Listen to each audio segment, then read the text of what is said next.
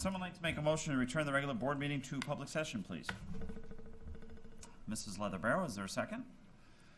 Mrs. Beeger, any discussion? All in favor? Motion carries unanimously. I'd like to call the regular board meeting to order. All board members are present except Mr. Meyer.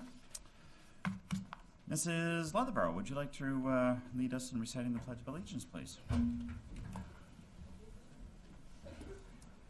I pledge allegiance to the flag of the United States of America and to the republic for which it stands, one nation, under God, indivisible, with liberty and justice for all.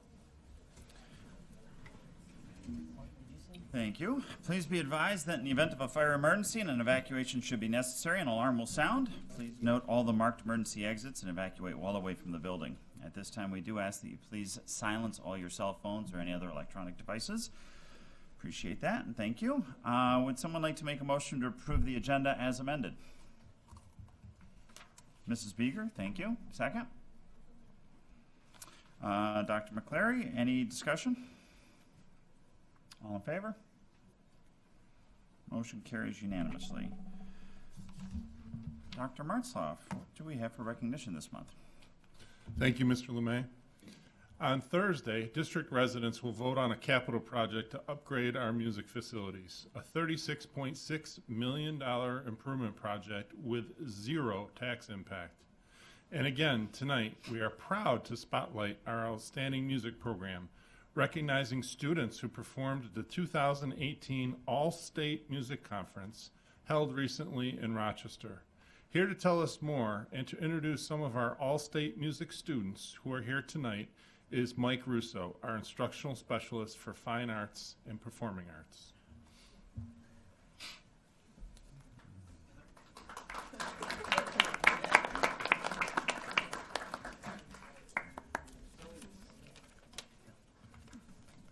Whichever way you would like. Thank you, Dr. Martzloff, and good evening, everyone. I'm proud to present some of the talented music students who represented the district in Rochester. Not all were able to make it this evening, but they performed in Rochester at the beginning of this month. Last month, you heard about the All-State composers. This month, you're hearing about the All-State performers.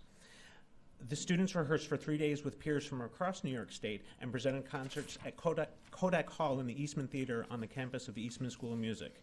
If you have not had the opportunity to be in Kodak Hall, it's an awesome place acoustically and visually. Given the reputation Eastman has as a music school, the opportunity to perform is outstanding. What we do in our district is provide structures by which students can excel. But at the end of the day, it is their own dedication and hard work that makes it happen. I would be very interested to calculate the statistics of how many hours each of these students have dedicated to music to be able to get to this point. Speaking of statistics, I would like to share a few with you. 6,460 students from across the state auditioned for the All-State ensembles, and 889, or about 14%, were selected. Among our 22 that were selected, North High School senior Moto Shimojo was actually on the alternate list. He wasn't selected initially. He was called into the wind ensemble. When he got to the wind ensemble, he auditioned for all the flute solos and received all the flute solos in the performance. North senior Emily May was accepted to All-State as both a clarinetist and a vocalist. She chose to sing for All-State, and she'll play her clarinet when she goes to All-Eastern next April. I'll talk about All-Eastern in just a moment. East senior Matthew Cohn, last year as an 11th grader, was the concertmaster or the top violinist in the All-Straight String Orchestra. This year, Matt was one of 553 violinists who auditioned and was accepted into the Symphony Orchestra. During the seating auditions with the other 27 first violinists, he was selected as the concertmaster of the Symphony Orchestra, which essentially places him as being the best in New York State. I told him he's been rocking it, and he's going to continue to rock it. So it's absolutely exciting. Four of the All-State students applied for and were accepted to the next level of performance as members of all Eastern ensembles. These ensembles, comprised of students from Delaware up through Pennsylvania, up to Maine, will meet to perform in Pittsburgh next April. Those students are Matt Cohn from East, Emily May and Adrian Scotia from North, and Adrian Whitmer from South. Please join me in recognizing our All-State musicians.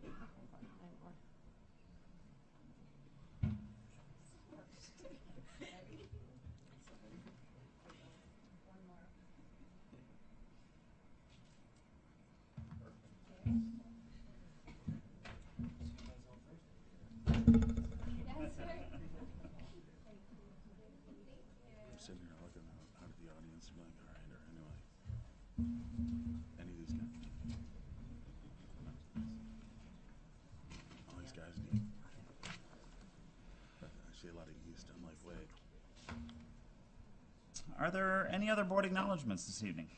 No, that's it. Okay. Any other board members? Nope. Okay. Mrs. Beeger, would you like to bring us into public expression, please? Sure. Welcome to all who have come to observe this regular board meeting. For Policy 1510, the board has set aside 30 minutes for public expression, a time when we invite members of the community to share ideas and their concerns with us. We welcome this opportunity to hear from you. Each person is given up to 3 minutes in which to address the board. You will be signaled with a yellow flag at 2.5 minutes so that you may conclude your remarks. This is a meeting held in public rather than a public meeting, which means we will not be engaging in dialogue with members of the community this evening. Rest assured, we are listening carefully and we take seriously what you have to say. I would also like to ask that you demonstrate respect for us and for one another by speaking to the issues, giving us ideas, sharing your opinions, but not engaging in personal attack. Thank you for your cooperation. And we do not have anyone signed up for public expression for our first round. Is there anyone who was interested in speaking at the podium? Okay, thank you very much.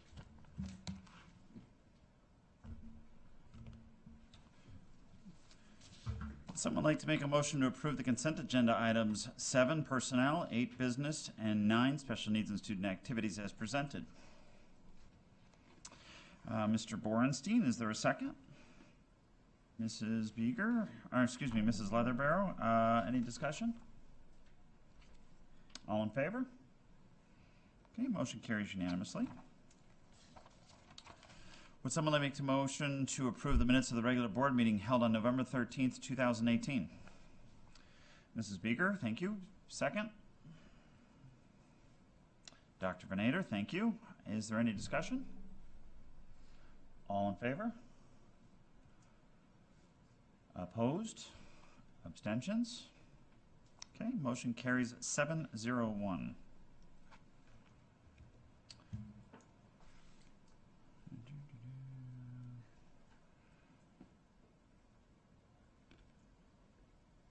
All right, we had coming up, we have the district's vote capital project that's going to occur this Thursday, December the 13th at North High School. This is the Music Capital Project. That is, again, North High School Gymnasium, 1595 Hopkins Road, right here in Williamsville. In order to vote on Thursday, you must be a citizen of the United States, 18 years old, and a resident of the school district within the last 30 days in order to vote. You must bring a photo ID as proof. So that means any of the students that are here or any of the seniors that might be friends of yours, you can, if they're over 18 and they have been for the last 30 days, we highly encourage you to please come out and vote. The Erie County Association of School Boards, we had the Albany update with David Little that occurred last Thursday, December 6th from 6:30 to 8:30 p.m. Dr. McClary attended. Could you please give us a quick update on this? Yes, thank you. As Mr. LeMay said, last week it was a forum held by the Erie County Association of School Boards, and they brought in David Little, who is an executive director with the Rural Schools Association, but he also had over 30 years of experience in many capacities working with government. And he talked about the implications from the last election in terms of how the election of 2000, a little bit from 2016 and also 2018, how that would affect schools. And he made some general comments that were really interesting, that on the state level, 2018 was a once-in-a-lifetime event because a total Senate flip has not happened since 1940s. And now there are 17 out of 62 freshman senators.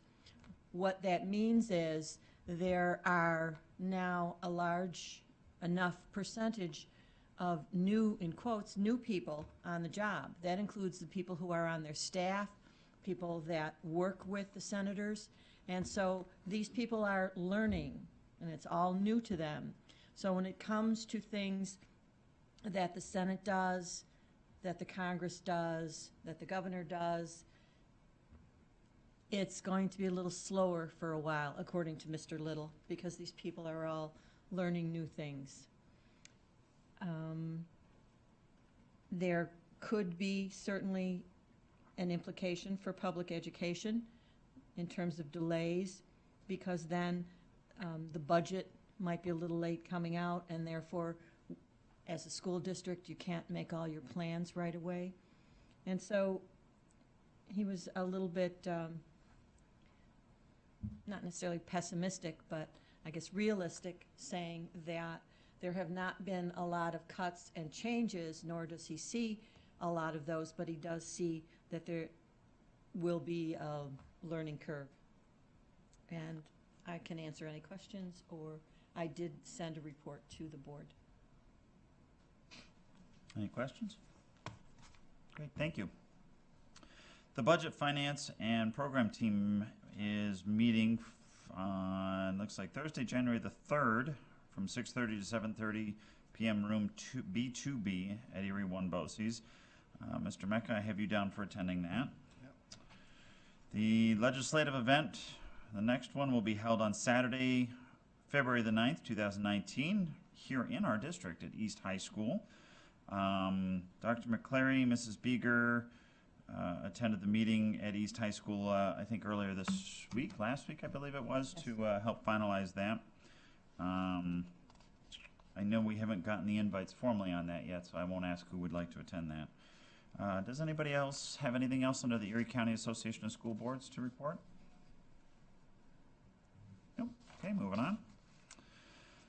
The New York State School Board Association, I don't have anything that's transpired in the last, since our last meeting. Anybody have anything to add? Nope, moving on. The Community Forum was held on Saturday, November the 17th at South High School. Dr. Martzoff, myself, Mrs. Leatherbarrow, Mrs. Beeger, Mr. Bornstein, Mr. Meyer, and Mrs. Van Cise all attended. Mrs. Leatherbarrow, would you give us a quick summary of the event, please?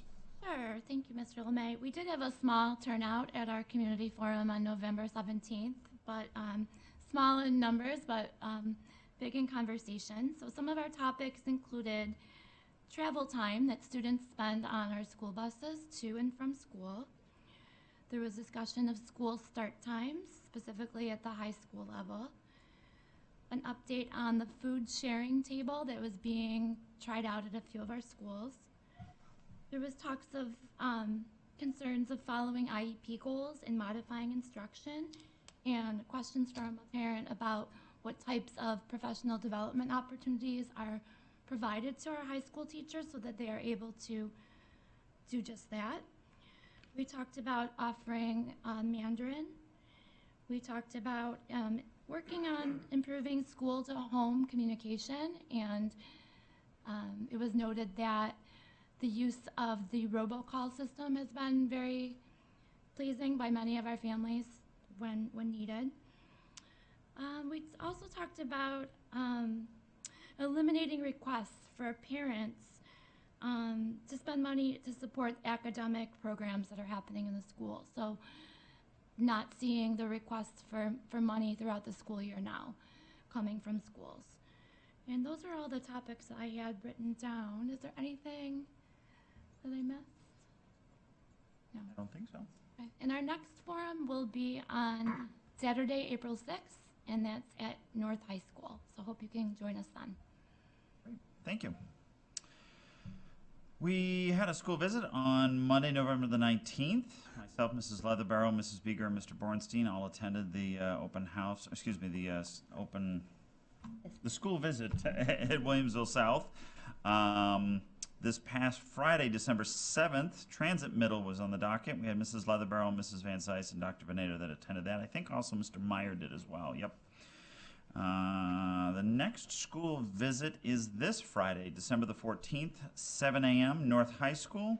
Right now I show myself, Mrs. Leatherbarrow, Mrs. Beeger, Mrs. Van Cise, and Dr. McClary for attending. Is that accurate? Anybody else can join us? Okay. Moving on. I'm going to take a pause here and take a look at the mid-year board self-eval. I've asked to have the goals that we formalized this summer to be put up onto the screen here for us so that we could kind of go through them. I don't want to spend more than 5-10 minutes on this, just to kind of review where we are, if we're kind of hitting our goals.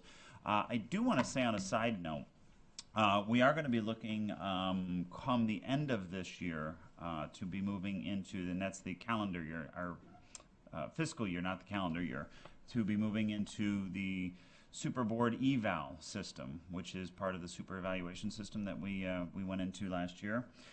If any of you want to start to check that out, you can log into that now and start playing with it. It is live, and you can start playing with filling out the survey. I'll have it all reset by the time we come around May time frame when we want to really use it. But if you want to start kind of gauging what that looks like and getting used to it, by all means, please.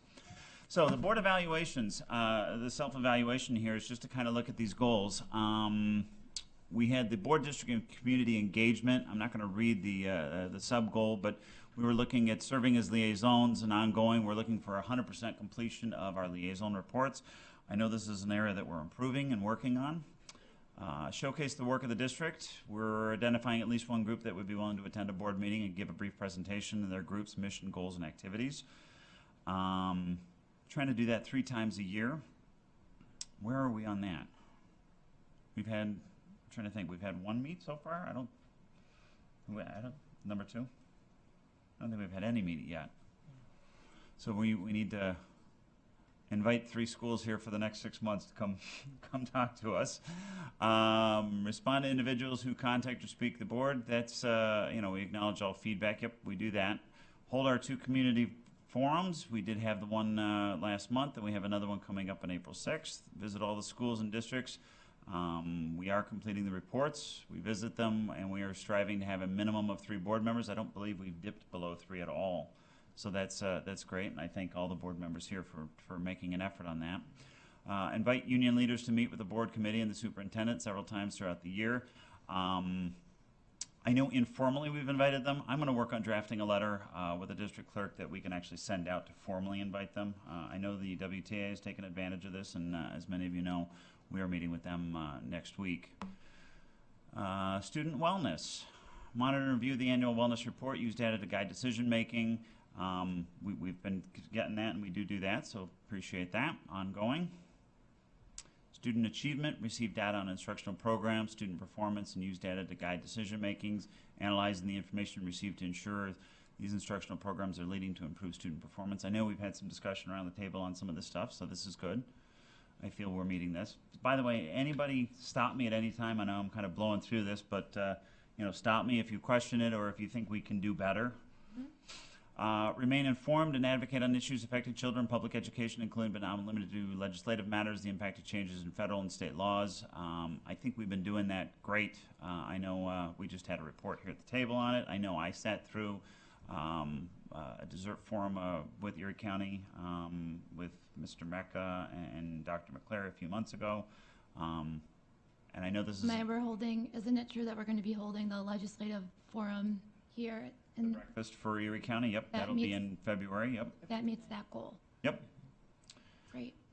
I think we're doing excellent with that one this year. Monitor the district's professional development plan as meeting data team goals, connects to district curriculum standards, and aligns with the New York State teaching standards and the district's APPR plan.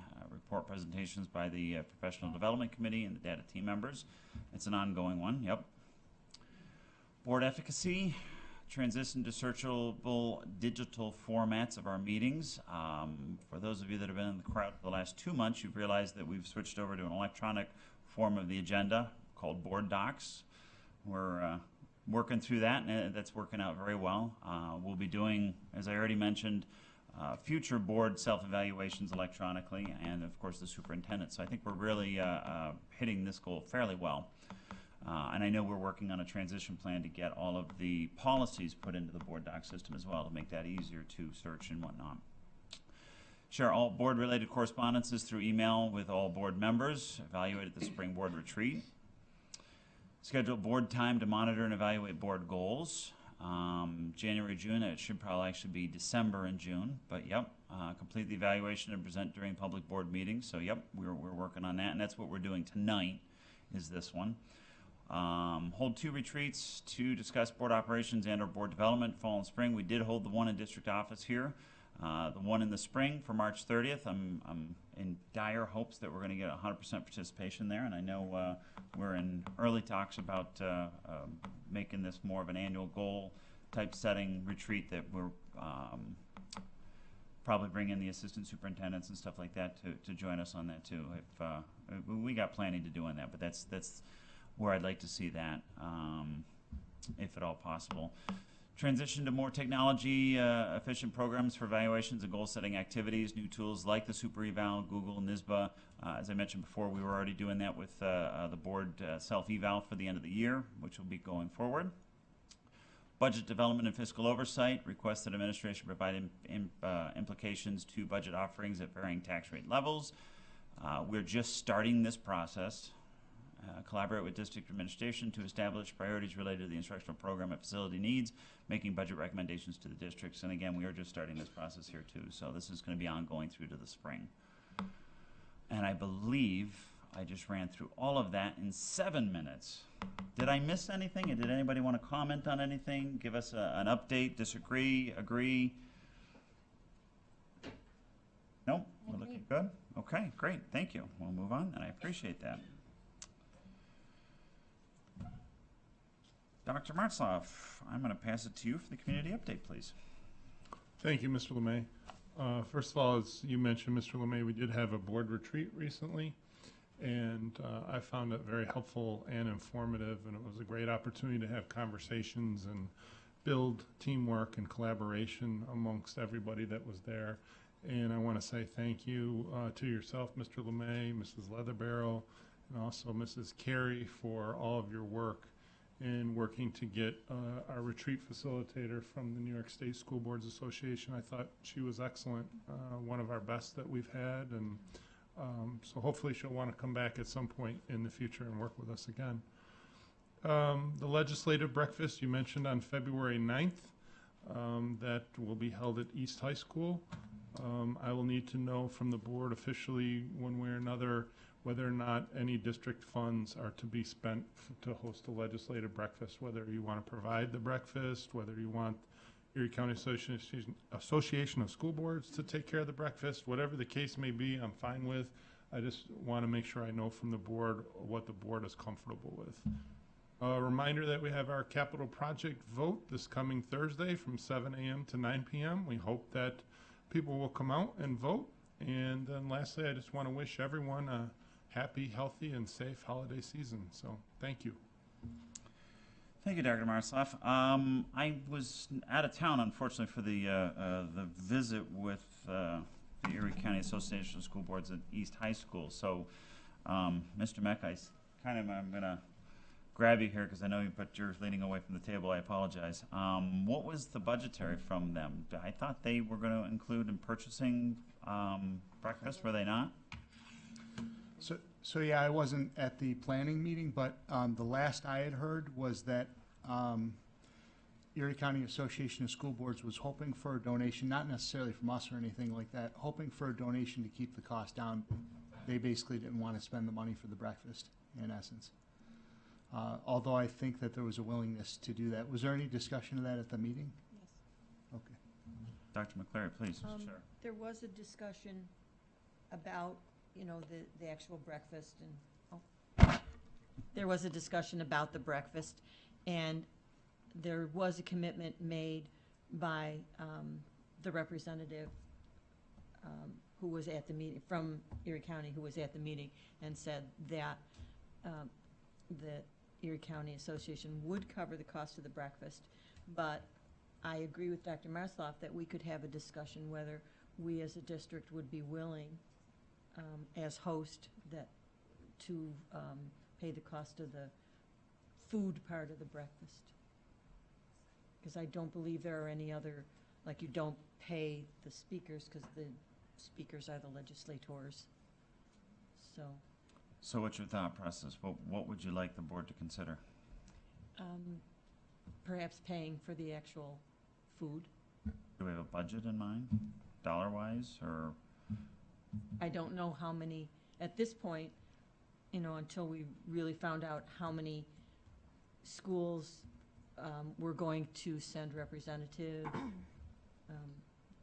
the breakfast that's here in Williamsville is considered the north breakfast.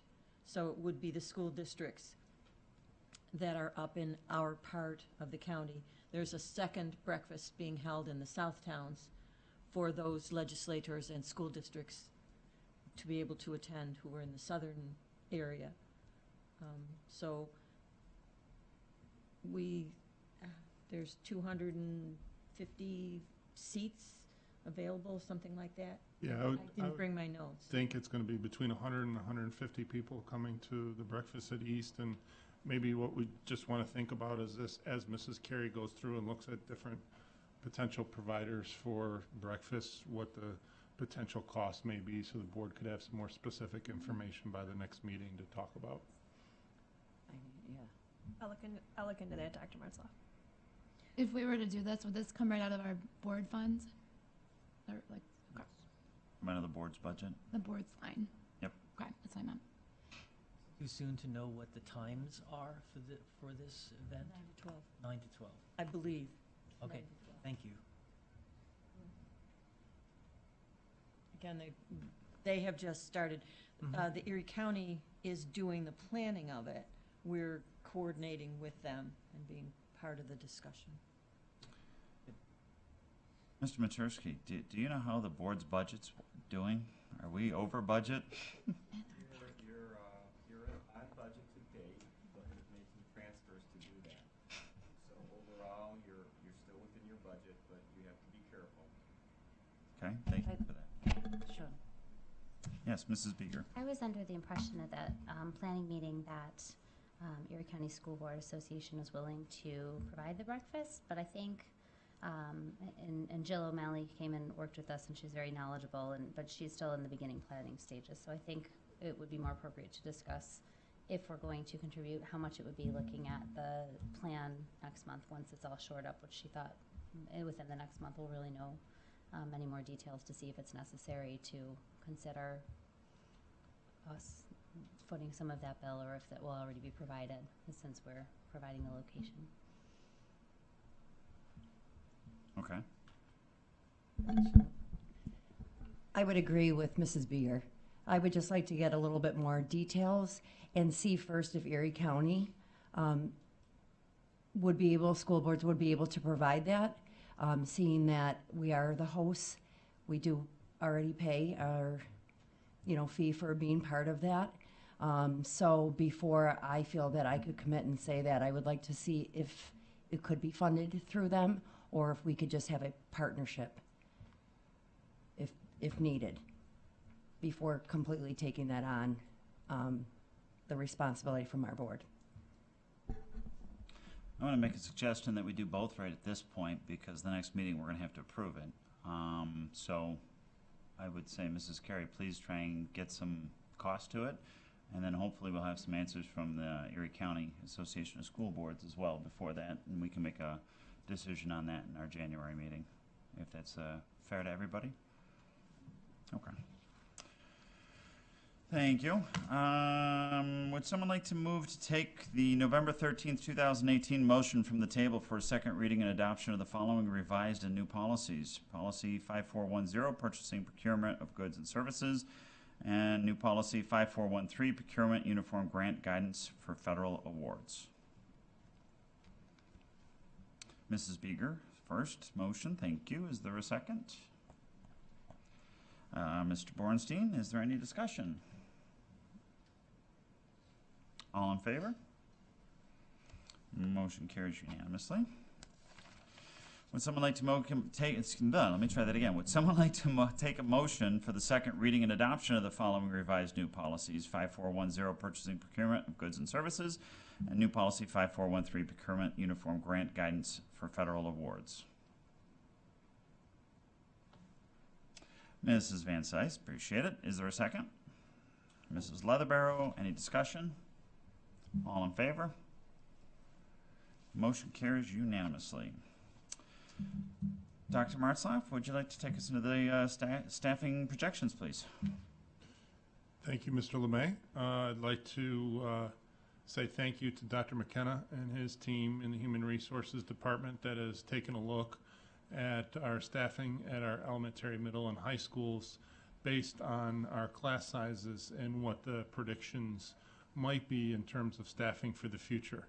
I think it's important for the board to realize that this isn't extremely specific information because we're in December, and we're going to have a lot of adjustments between now and August of 2019 when everything becomes finalized. To give the board an example, the last 3 years this report indicated a decrease in FTEs at the elementary level. In the last 3 years we've increased FTEs at the elementary level each by the start of school. So those are some things that happen, but the point of the report is to give the board sort of a flavor for what to expect in terms of staffing across the district as we begin to go into the budget development season, if you will, that will begin tonight. So that's what it's about. I'll turn over to Dr. McKenna. Dr. McKenna, anything you'd like to add about the report or share with the board? Sure. Thank you, Dr. Martzloff. I'd just like to quickly piggyback on what Dr. Martzloff just said, and these are kind of overall numbers that give us some indications of what could come. It builds off of the report, the projections report last month from Dr. Grossman. So we take that report, we analyze that report. We also have conversations with the principals. We look in WITS. So from the data from the principals, also looking at WITS, we do the best we can and taking the projections report to put together the best projections that we possibly can. This report is basically breaking into 4 sections. It breaks down the elementary, middle school, high school, and gives a basic cost summary as well. At the elementary level, we try to take the class sizes, which you can see, and work with that at the beginning. We believe that those are good class sizes as well. We think it's in the best interest of students. We use these class sizes then in March, and we'll use this data in March when we do our detailed staffing for the year. So these numbers right now are overall arching, but it actually starts a very detailed process that we do in the spring. Also, I just want you to know that we monitor this data throughout the year. And throughout the summer, we're looking at these numbers every week. So this is where it starts right now with some big picture numbers, but we'll get into the spring and really get into detailed staffing. And then throughout the summer, we look at numbers on a weekly basis because they change basically on a daily basis.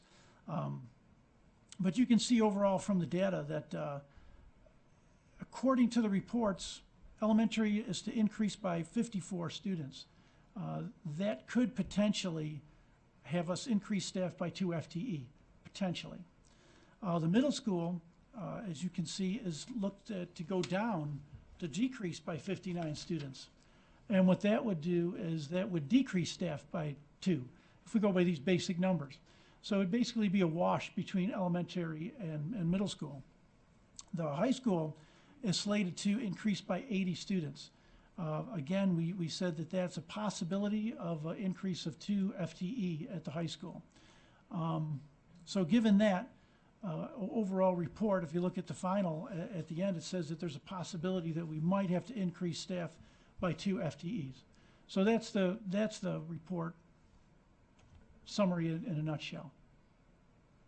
Is there any from the board? Sure. Dr. Venator. Yes, thank you.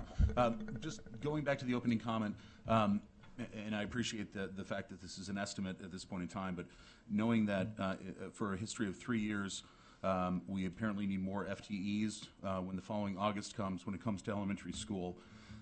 Do we know if that's due to the formulaic model we're using? Have we identified why that is the particular case? Should we be adjusting it at this point in time? Or what are we doing just to address that so we don't find ourselves in the same position next year? Thank you.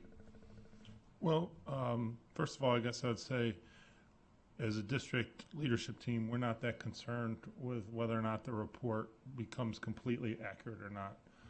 But that being said, there have been some things that have changed it at the elementary level. For example, excuse me, 2 years ago and 3 years ago, we reduced class size at the elementary level. So by reducing those class size guidelines, it meant we needed more elementary teachers. So that was one of the driving causes. But going into the budget season, if you notice, I believe this report said 2 years ago we were going down either 7 or 9 elementary FTEs. I can't remember the exact number, but we ended up going up because we reduced class size in kindergarten, first grade, and second grade. So those class size reductions have played a role in this, but it's also played a role in a board being able to make a smart decision during the budget process to say, should we reduce class size? Well, given that we're going to lose 7 to 9 FTEs, maybe we can reduce class size, not have a budget impact in terms of having to hire more people, but have it be stable financially, but also be a benefit to our children. Thank you. You're I think welcome. too, if I could add a little bit to that, and some of the research that I've done with talking to the principals, we do get an influx of students these last few years that come in the summer. Also, we've had an influx, why you'd see staffing go up too in some of the specific areas, especially in special education and in ELL, in our English language learners as well, because we've had an influx of special needs students and English language learners in our classes. So that's definitely impacted the FTEs. Thank you. Mrs. Beeger? I'm curious, when we look at the increase or the proposed increase of students, I recall from the report that it said that these incoming classes may be larger than the classes we've had in the past, that's where some of the increase is coming. And our kindergarten classes, which is a wonderful thing, have the smallest class size guideline. But it makes me think about, because of that, if a number of our increased students, our kindergarten students, if that's going to have implications on multiple kindergarten classes needing to be added, so multiple teachers just because those class sizes are so low, which is a wonderful thing that we have in place. And also if there will be any implication on space in schools. If we are needing to add additional classrooms, is the district preparing or thinking about where those classrooms would be located to ensure that we're not stuck with something at the end of the day where we have more teachers than classrooms? I think it could be at the kindergarten level, but typically what we've seen is sort of across grade levels at the elementary schools with new families moving in. If you remember from the report also, it indicated that the kindergarten enrollment was 15% to 20% higher than what would be predicted by live births 5 years earlier. So that indicates people are moving in prior to kindergarten. We're also getting folks that are moving in with children in first, second, third, and fourth grade that are sort of adding to our number of children in each of those cohorts. So it's difficult to predict at this time, but we believe we're ready. And when it comes to additional classroom space, that's always going to be a challenge. So if the board, for example, said we need to look at class size reductions K-4 for this coming budget year, that would be a real challenge, less from a staffing perspective and more from a space perspective at all of our elementary schools. So, Mrs. Van Cise? I'm just voicing my concern over the two teachers or the full-time, the FTEs at the middle school decreasing. With this report, we do see that there are some middle schools at the 5th, 6th, 7th, and 8th grade level that are exceeding 29. And I'm just wondering, as a district, where we are going with that, or if we're going to keep a close eye on that to make sure that we're staying within that 29 and not having 30 plus at the middle school level. I think a lot of times throughout our district, we've been focusing on elementary and high school, but I'm seeing that there is a growing concern and a need that we are keeping our middle school classes at 29 or lower, and I'm seeing them growing each year. Well, that's very true. And if you look at the next report that's coming up, the staffing and class size report, I know that one of the things that at the middle school that is a concern as well is currently there's 103 sections that are under 15. So that's just something to keep an eye on. So it's a good balance, I'd say. If you look at the class averages at the middle school, they're good. And I think that that's the key, that there's some that are above and there's some that are below, but they are falling within the class ranges, which is good. But we will keep monitoring. And trust me, when I talk to the principals, they share your concern the same as you. Mrs. Leatherbarrow, go ahead. I just have a question for the students entering high school, and I'm not sure how relevant this is, but do we keep track of the number of students from 8th grade to 9th grade that choose to enroll in a private high school instead of staying with Williamsville? We could get that data. Do you know if that data is considered when making this prediction, or is it just merely what our current enrollment for 8th grade in WITS headed into 9th? This is just what current is in WITS right now. We have not broken that out, that data, but. I would be interested look in at. knowing, just to know Sure. how many or what % of our 8th graders decide to opt for a private high school. Sure. We could look at that. Mr. Borenstein? Thank you. Following up on that comment, you've thrown a few qualifiers into the mix here, and I'm just wondering, when the report is prepared for us, is there time spent talking to you about these qualifications that we see every year, so that when we see the report and we see the recommendations, we can rest assured that it's understanding our district and understanding what has happened here in the last year or two or three, that information that goes into the final report to us. Oh, yeah, absolutely. And there's a lot of dialogue and discussion with the principals at the leadership level as well.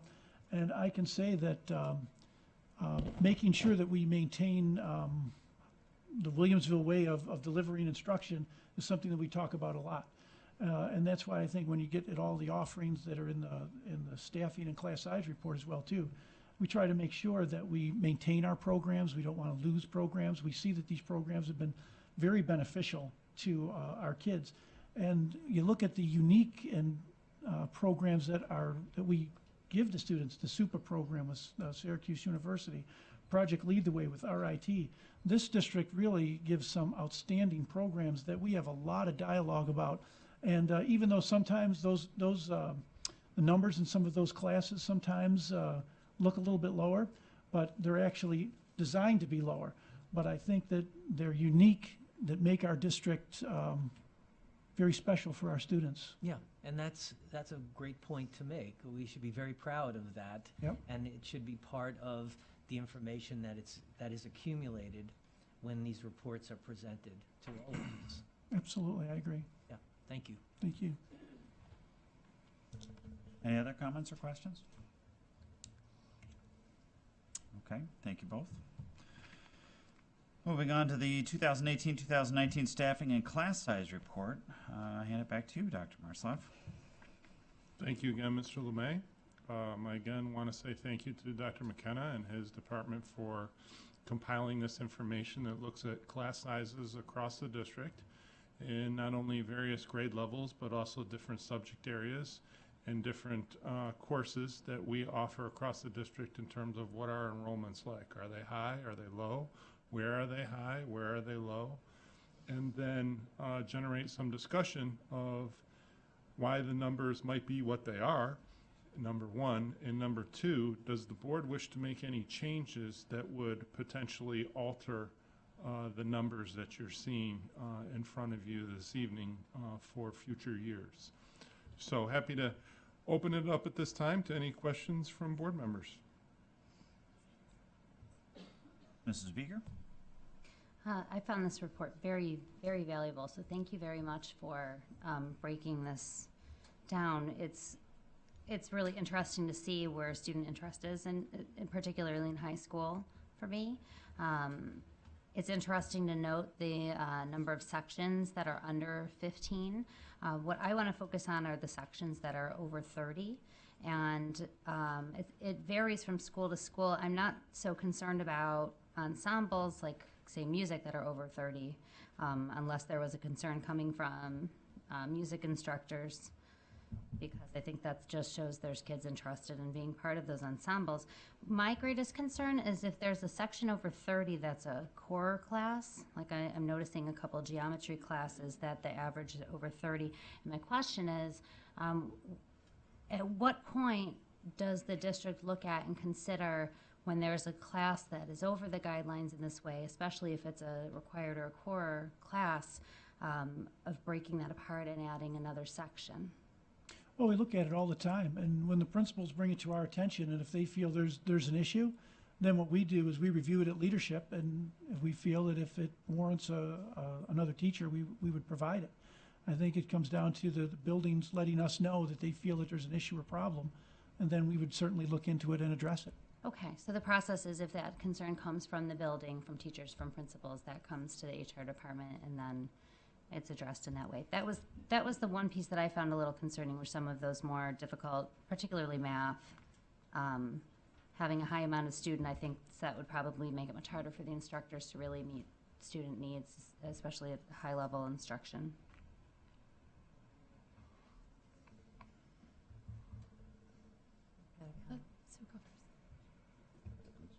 Mrs. Van Fleis. I would like to have a further discussion and keep an eye on those classes that are under 15, more so under 10. We see a couple, and this has been a topic that we discuss year after year, but I do think we need to pay closer attention to those running with 2, 4, 6. And perhaps we can see that. I know guidance counselors are probably already in the process of meeting with students and doing tentative recommendations. So I just would like us to really keep an eye and have further discussion if there is a class potentially under 10, that we really discuss if it is in the best interest to have it run. And we certainly don't want to eliminate, but I know that we continuously discuss it, and we still see some that come through. And I believe if you're 6 or under, we really should keep a close eye on that and maybe allocate staff. And Mrs. Van Cise, if you don't mind, I'm going to piggyback on top of your question. I was looking at the report for East, and I saw AP language classes, Latin, French, and Spanish, with between 2 to 4 students. I think the report might be a little misleading, so my question to follow along those lines is, are these combined sections? Some of them are combined. Okay, so we're not actually giving a class of 2 students of, say, Latin. Right. Some of those are combined classes. And we should reflect that probably. I was going to say, maybe in future years' reports, we can reflect that to give us a better gauge as to what's really the class size. Absolutely. Yeah, some are definitely combined. I could combine those in the future. And just to give you another example, like at East where we have AP French and AP Latin, not a lot of students in those classes. Yeah. AP foreign language is something we've tried to encourage for a number of years. And so we've allowed those to run with a small handful of students. But at some point in the future, we're going to have to say, hey, look, if we can't get 10 kids or 15 kids, then we need to look at not running this for next school year. One of the things we added to the report this year, a couple of things, we added total section, and for the high school group now, we got a little more detailed this year. We added the total sections, and we added the total student enrollment and the class size average. So those are that's some data at the high school level that we added this year. And I had conversations with the principals, and we're going to add that for the middle school data next year too. We just felt as we were having conversations this year that we needed to put some more detail in the report. And I think that's a great idea as well, to put the combined classes next year in the report as well.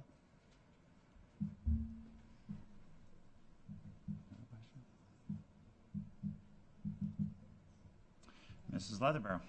So my question is, what talks have happened in the past regarding perhaps offering some of these classes or courses every other year, as opposed to running them every year? Have those conversations taken place?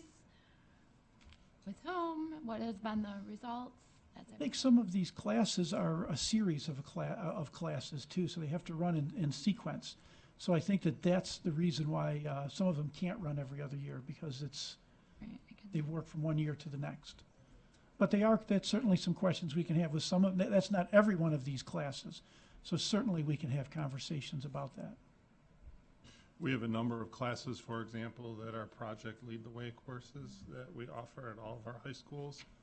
So if you just look at North, for example, they have electronics and robotics with 13 students, digital electronics with 13, Engineering Design Development, which is the capstone course with 7 students. So those students are all somewhat under-enrolled, but as a program that the district introduced more than 10 years ago, it's something we've tried to make an effort to continue to provide.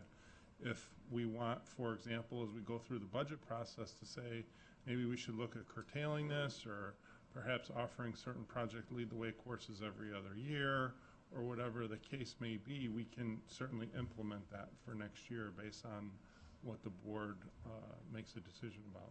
It's a good point, Dr. Marzloff. That's, in fact, that's a question that I asked, is about engineering design and development, because I had the same question that Ms. Leatherbarrow did about the numbers.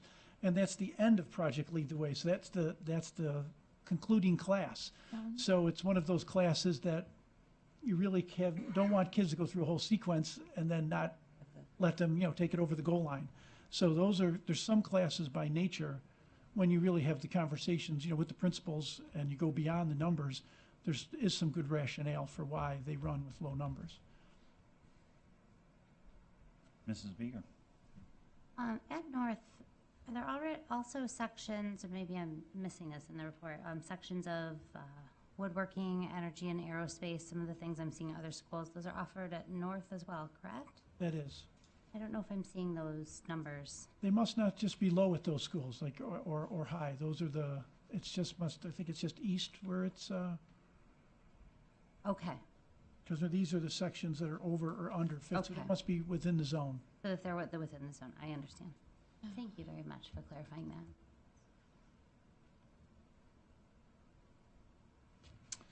that. Okay. I have 2 questions then for you. Whoops. I just clicked away from the report. The first one, kind of along the lines of what Mrs. Van Cise mentioned before. I'm going to pick on transit here. Is there something we need to do at the board? Is it a staffing thing or something that we need to help with funding-wise? Because I see transit at a extremely high capacity. They've got 21 classes that are over the guidelines, where it seems district-wide, middle school-wise, district-wide, we're 3, 4.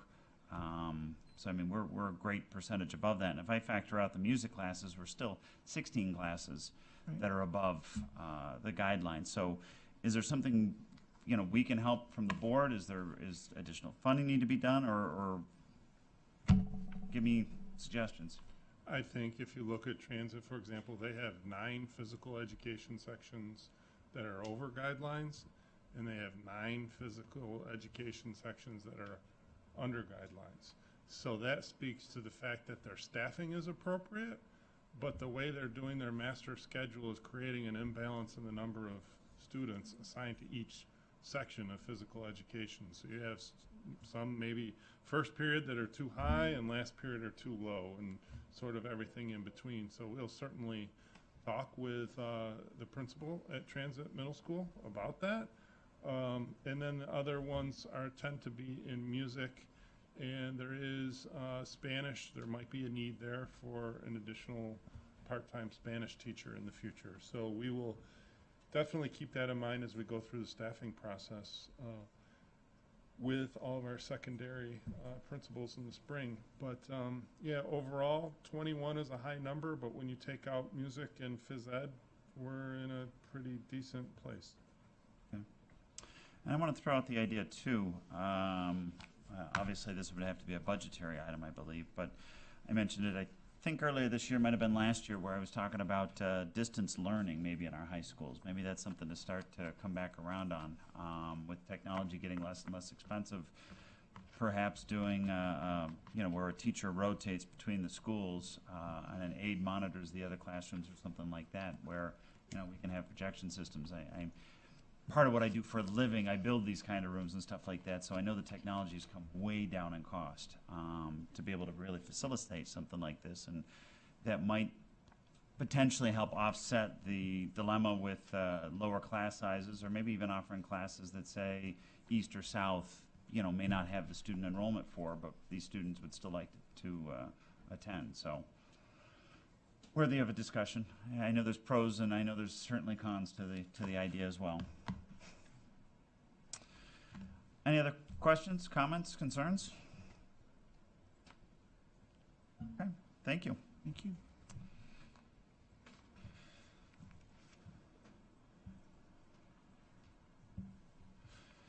The annual claims auditor report. Back to you, Dr. Martzloff. Thank you, Mr. Lemay. At this time, I'll turn it over to Mr. Matursky. Any comments or? Dr. Marshall, we do have the claims auditor, Mr. Joe Klimek from EFPR Group, CPAs, to provide a very brief report to the board on the work that they do for you each accounts payable run. Thank you, everyone. Dr. Martzoff and the board. It's a pleasure to be here serving the district. I am a graduate of the district and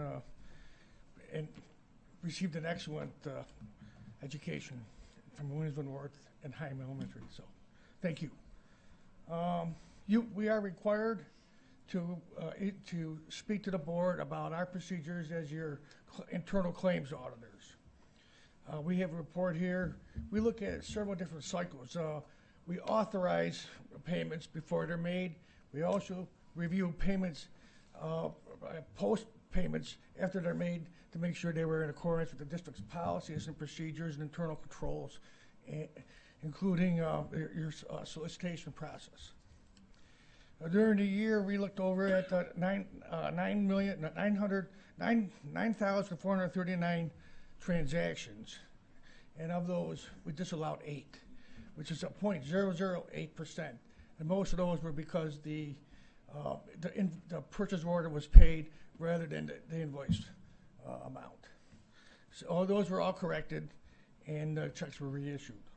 Very, very good percentage of controls at the accounts payable process and your procurement process. We also look at, on a monthly basis, your purchase card controls over your purchase card program, which substantially reduces the cost of procuring those items by using the purchase card program. And we're happy to say that we had no discoveries in that program and all the internal controls we tested in your purchase card program. Very good, Tom and your staff and the rest of the board and your policies.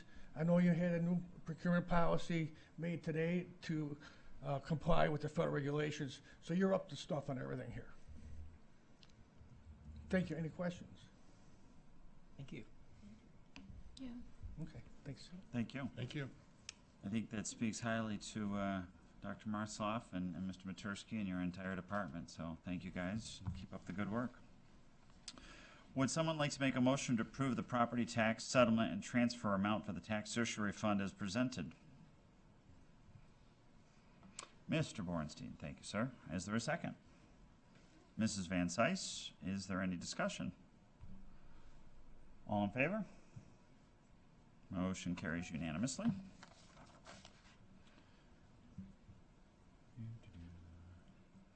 Would someone like to make a motion to approve the property tax settlement and transfer amount for the tax tertiary fund as presented? I guess I probably should have specified the previous one was for 245 Bassett. This one is for 205 and 285 Youngs. Mrs. Beeger, is there a second? Mrs. Leatherbarrow, thank you. Any discussion? All in favor? Motion carries unanimously. Dr. Martzloff, can you lead us on the long-range financial plans, please? Thank you again, Mr. Lemay. As I mentioned earlier, we are getting underway with our budget planning process, and this is one of the initial steps in that. I'm going to turn it over to Mr. Matursky, who's going to share information on our long-range financial plan. Mr. Matursky. Thank you, Dr. Martzloff.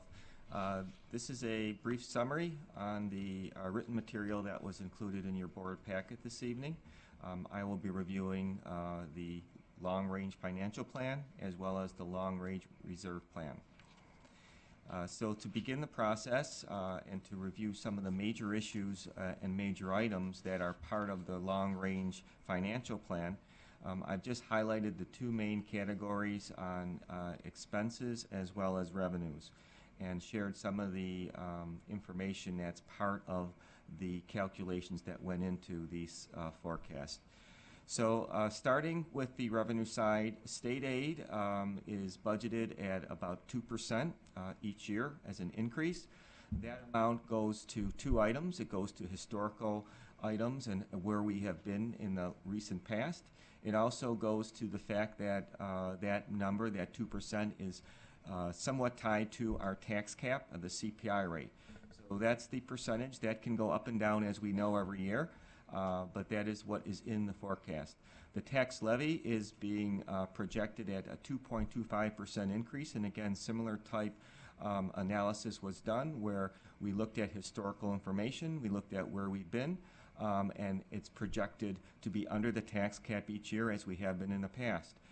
One thing I will note on that is, those of you who've been watching our finances over the last few years knows that we've had some years where that has been below 1% and some years where it's been closer to 3%. So every year, the actual information we receive from the state and the CPI rate really do dictate whether that will be higher or lower. Other revenues, there are not that many that we can add to have a substantial impact to our revenue forecast, and so there are no major changes there. And then appropriated reserves and fund balance, there's a projected decrease of $400,000 over the entire plan, and I'll speak more of that as we move forward and as we look at the long-term reserve plan.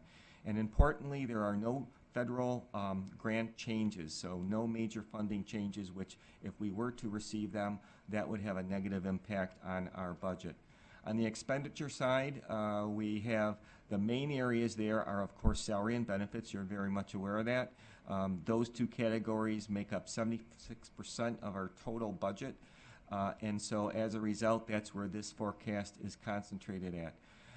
You've got the salaries being projected at the current negotiated agreements. No changes in state retirement systems at this point in time.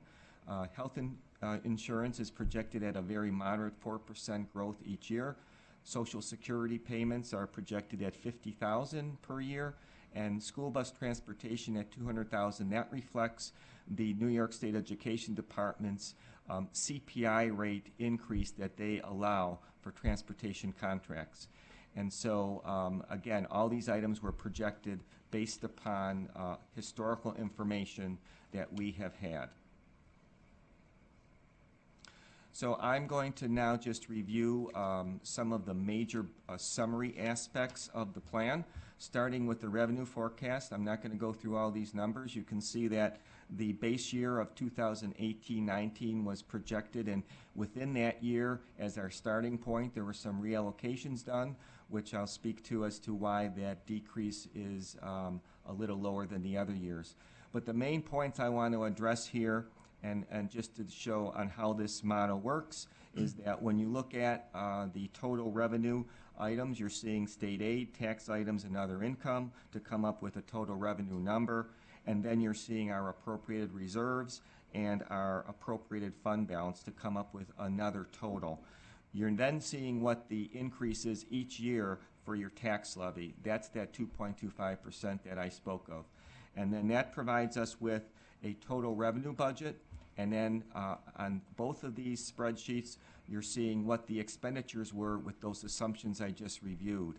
And so when you see that there's a negative balance, that's the amount that we would need to reduce from the budget or receive more revenue, one or the other.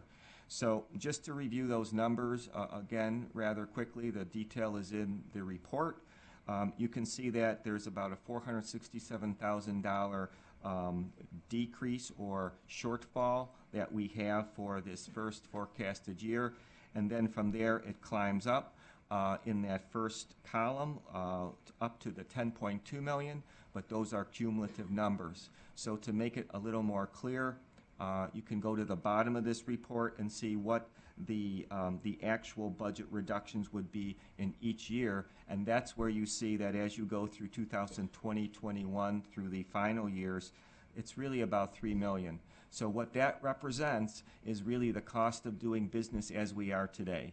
And those items will increase. It's part of what this plan is really meant to show, that you are going to see these type of increases occurring, and there are some items, again, you might receive more state aid one year and that number may go down to 0, and that's what we're always looking to do, or you will have reallocations in your expense budget that will also mitigate those increases. So The next information here is on the expenditure side. It's the same numbers, but the only items I wanted to highlight on this particular page are the budget increases.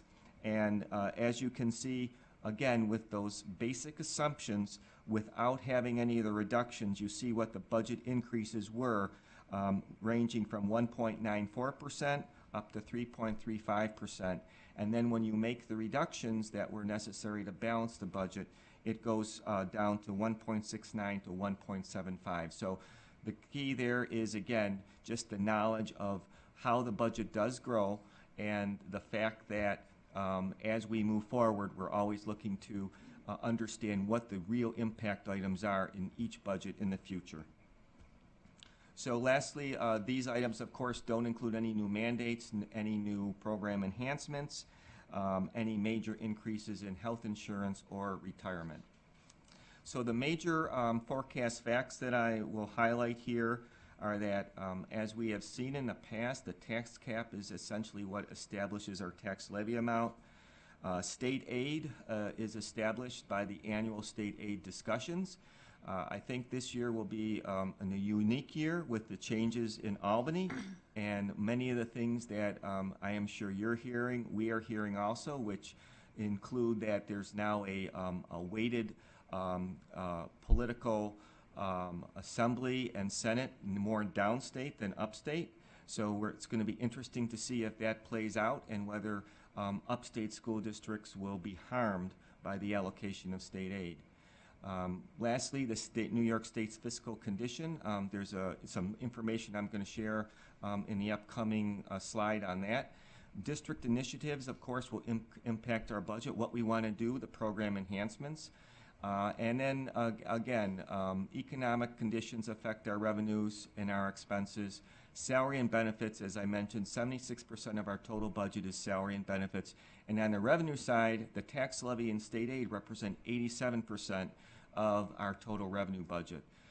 So lastly, the amount of flexibility that we have in some of those major budget categories is very limited.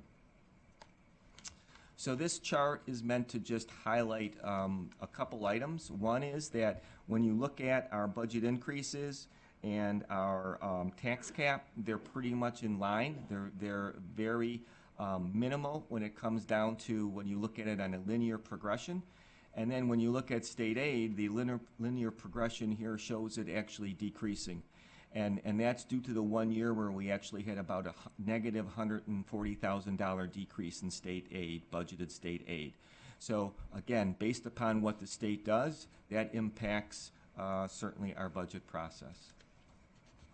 So the summary here is that this is meant to provide some budget information, more or less some food for thought as we begin the budget process. It shows how additions in 1 year do impact the future years.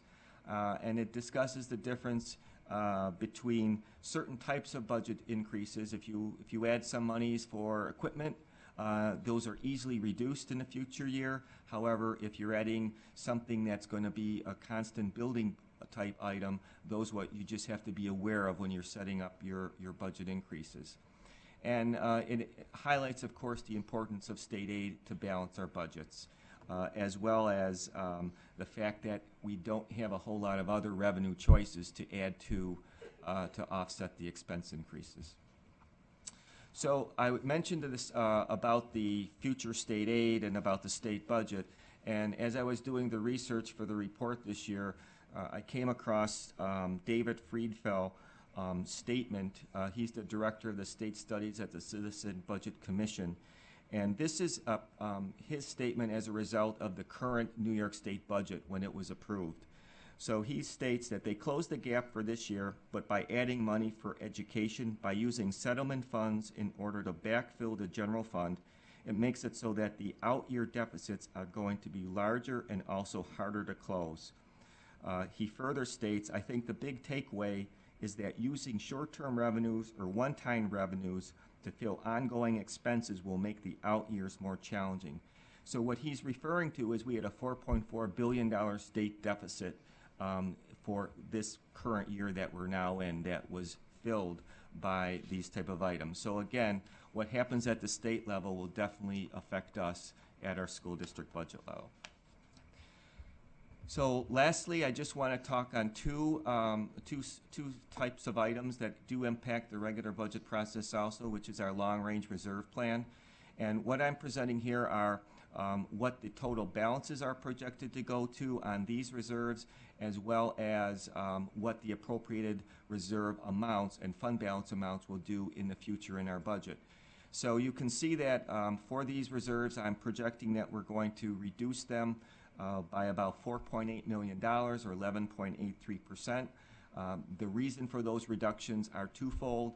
Number one, I do foresee that as we move further into the future, there will not be as much available fund balance at the end of every fiscal year to refund some of these reserves.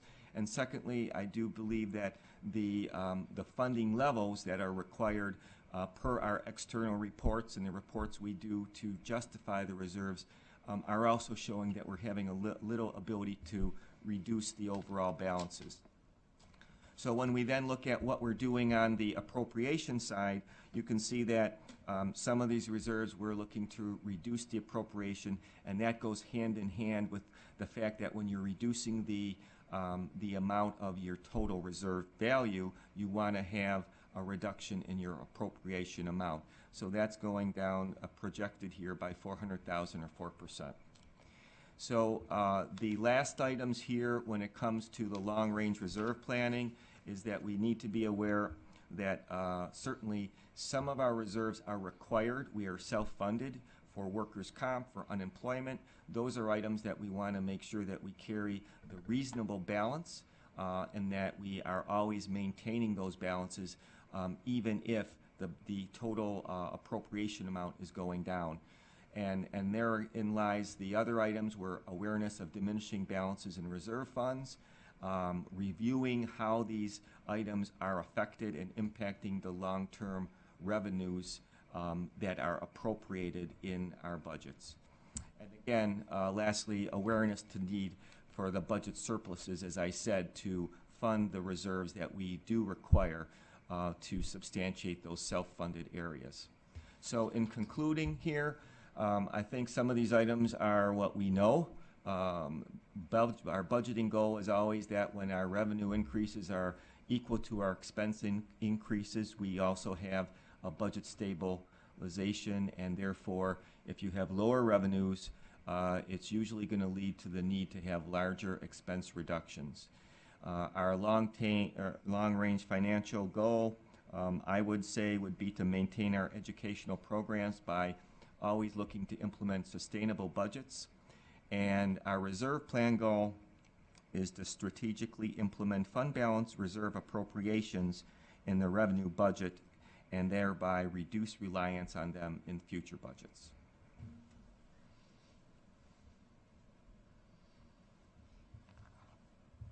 Questions? Mr. Mecca. With respect to at least New York State teacher retirement system, this year the rate was 10.62. I think the projected rate for next year is in the range of 8.5 to 9.5%, so we should experience a decrease there.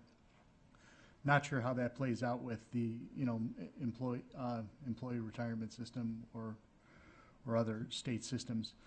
I thought it was a really good explanation of the district's budget process, this document and the other document that I think you're going to show us. I don't know which document it was in, but there was a reference to the helpfulness of a health insurance reserve, or that a health insurance reserve might be helpful to balance out. Is that something that you think, as a member of the Erie County School Boards Association legislative team, is that something that I can bring back to them to ask them to lobby for? So would be helpful for us? Definitely. We could use the health insurance reserve as well as a reserve for the teacher retirement system. Right now, the reserve we have is only for the employee retirement system. Thank you. Any other questions? Thank you.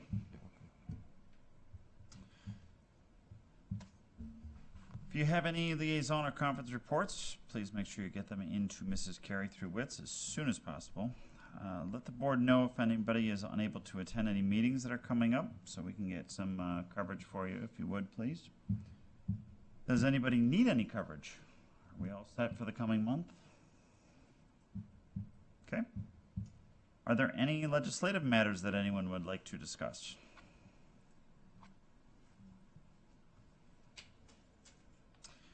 Okay. Would someone like to make a motion to resolve to approve the curriculum council recommendations as presented? Dr. McClary, is there a second? Mrs. Beeger, thank you. Discussion. All in favor? Motion carries unanimously. Nothing under personnel, nothing under district, special needs. Does anyone have a request or matter to discuss under the committee of the whole? Nope. Are there any correspondences to discuss? I have one. I received a holiday card from the Erie County Association of School Boards. It was personally signed. Wasn't just a rubber stamp, so I will share that with the board here.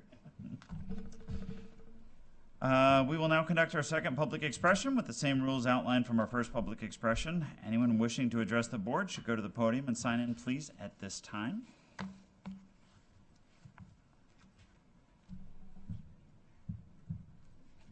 Just checking.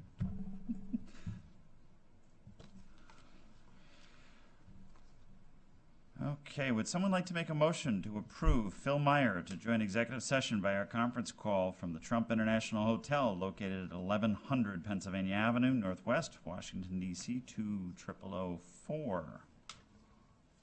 Dr. Venator, is there a second? Mrs. Beeger, any discussion? All in favor? Okay, motion carries unanimously. Would someone like to make a motion to meet in executive session to continue our discussions on collective negotiations with Transportation Union, the employment evaluations of tenure of particular persons, matters regarding law enforcement and public safety, and matters of current litigation? Dr. Venator, thank you. Second. Mrs. Van Cise, any discussion? All in favor? Motion carries unanimously. Would someone like to make a motion to return the regular board meeting to public session, please? Dr. Venator, thank you. Is there a second? Mr. Bornstein, any discussion? All in favor? Opposed? Motion carries unanimously. Delay there. Our next board meeting will be held on Tuesday, January the 8th at 7 p.m. here in the district office. Would someone like to make a motion to adjourn the regular board meeting? Anybody? Mrs. Leatherbarrow, is there a second? Mrs. Beeger, is there any discussion on it? Just checking. All in favor? Motion carries unanimously. Happy holidays. We'll see you all next month. Yeah. Merry Christmas.